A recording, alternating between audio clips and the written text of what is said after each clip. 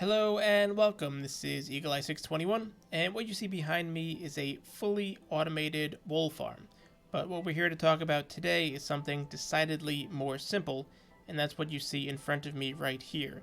This is a very simple, basic farm, but we can add some nice improvements to it without a lot of effort. What you see on the left is typically what people do. They get some fences and they pen in some sheep, and they walk around and they shear them. I'll have a link in the iCards for some perfect shears as well. And then you come back and you find that a lot of your sheep still haven't regrown their wool. And the problem is exacerbated the bigger you go. And the reason is that wool is regrown on the sheep when they eat grass. And they tend to eat a giant patch of dirt into the center of their farms.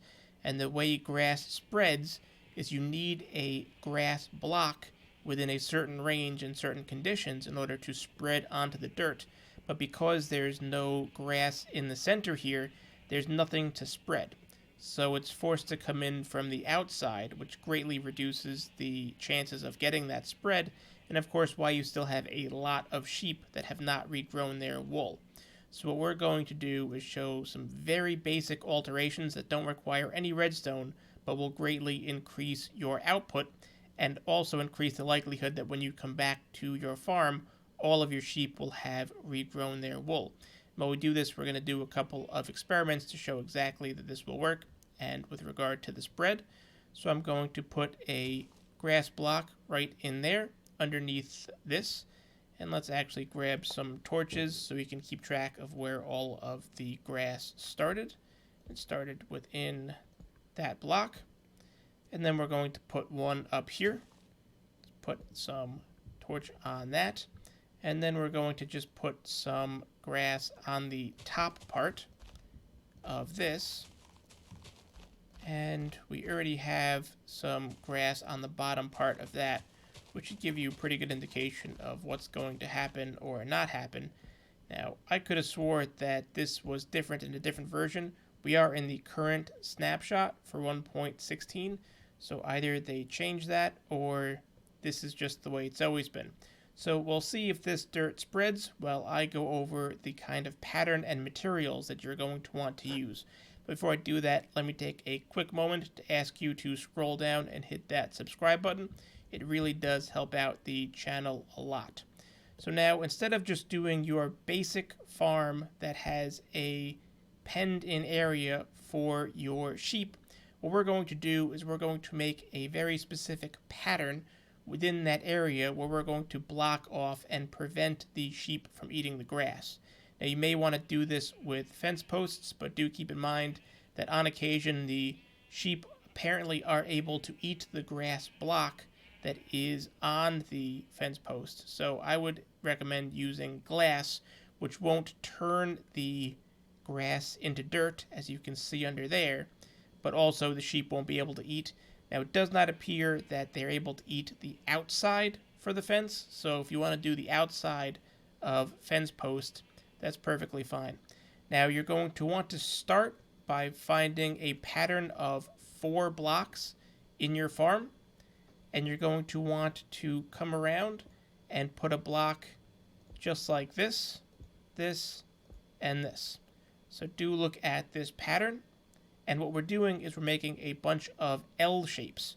So you can see from one block to the next, it's over 2 and up, and then over 2 and to the side, over 2 more, and then down again. And you're going to want to continue this L pattern throughout your entire farm. So start with any of these pairs you want, and just continue that pattern. So that's 2 and over, 1, 2, and over, 1, 2, and over. And then find another one of these pairs and go 1, 2 over, 1, 2 over, 1, 2, and over until you get to the end. And you can also make sure that you go back to make sure it goes through the entire thing. 1, 2 over, 1, 2 over, and then you can see that we hit the walls. You don't need to change the walls. And then find more patterns and more patterns. So here's another set. 1, 2 over, over, and over, and then just switch again to the next one. And then you can see that as we're starting to fill in we will have a very consistent uniformed pattern where you have these boxes of 4 everywhere that are connected. And what you're trying to do is you're trying to maximize the amount of area, 1, 2, and over there. You're trying to maximize the amount of area for your sheep to stand in order to have grass spread onto blocks, while at the same time trying to make sure there is sufficient enough of the seed grass blocks to spread onto that dirt. Now, what you want to do, if you have Silk Touch, if you don't, you can just top these off and make it 2.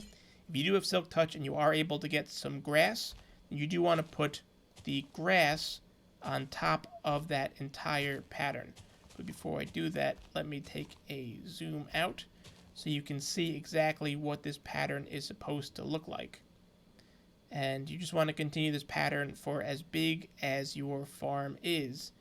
And this again gets that nice balance between area for the grass to grow onto while also having area for that grass to seed from. And then you go and you top all of these off. You can also get some torches on these, and that's also to make sure that you don't have any mobs spawning that you don't want to have spawn and ruin your day the next time you're going to try and collect some of that wool from your sheep. And if you want to just have it on all of them, that's perfectly fine. And now your sheep will be very happy in this area with plenty of grass to munch on. But now to see exactly why all this works, let's head back to where our experiments were. So you can see that we have the grass that started on top was able to spread down, as you see right here. Now I think I may be blocking some of this because I have done this experiment a lot of times, and this grass block is actually able to spread, although of course on the video it doesn't want to be very cooperative. And you can see that we did have some grass spreading downwards, but for whatever reason not upwards. And that has to do, if you look in the wiki, about the light level above blocking certain light levels. So it doesn't look like you can spread up, but you can spread down. And that does include if there is an air block along the way. And this should spread if we give it a little more time, maybe a few more dirt blocks in order to spread from, just so you can see that this does work. And there we go. I didn't have to do anything. You saw that grass spread just like that. So then you will end up with some of these dirt patches, of course, because it does take a little while for the grass to spread.